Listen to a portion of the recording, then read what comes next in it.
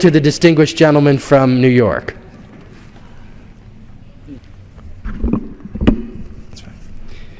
Thank you, Mr. Speaker, and I want to thank my colleague from New Jersey for his leadership on this issue, for his eloquent opening, and I want to echo his sentiments in congratulating the American Society of Clinical Oncologists. As my colleague has said, we have made major advancements in cancer research in this country. 30 years ago, less than 50% of those who were diagnosed with cancer lived beyond 5 years of their diagnosis.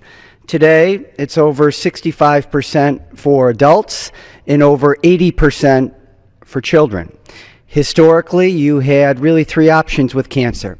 You could burn it out through radiation, you could cut it out through surgery, or you could poison the fast-growing cancer cells.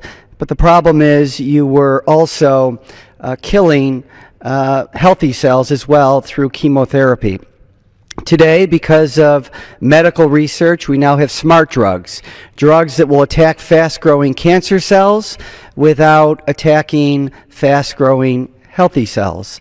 We also have a number of clinical trials going on, including right in Buffalo, New York at Roswell Park Cancer Institute, clinical trials for vaccines that treat the body's dendritic cells toward the goal of helping the body naturally fight cancer.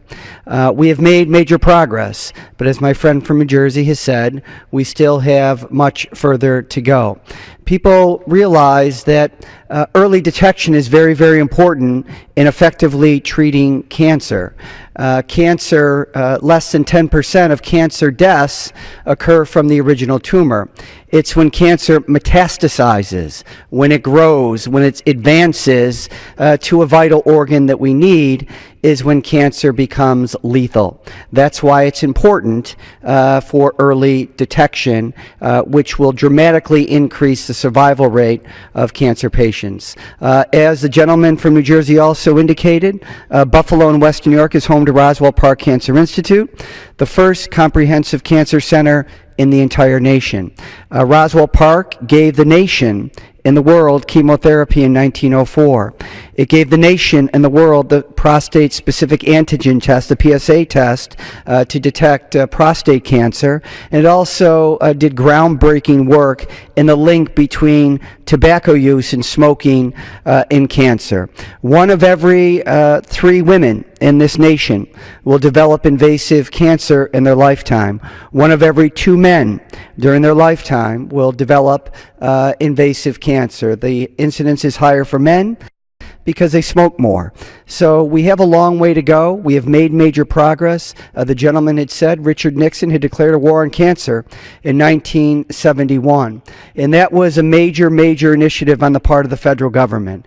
But what we know also from cancer research is the only failure in that research is when you quit or you're forced to quit because of lack of funding. A lot of these new drugs that are coming to market today have been in various phases of discovery for the past 20 years. So to sustain cancer research is to produce promising new therapies, but to also encourage young researchers to stay in the field. And that's our obligation as Democrats and Republicans of this body in recognizing that we must fully fund the National Institutes of Health and the National Cancer Institute. With that, I'll yield back to the gentleman.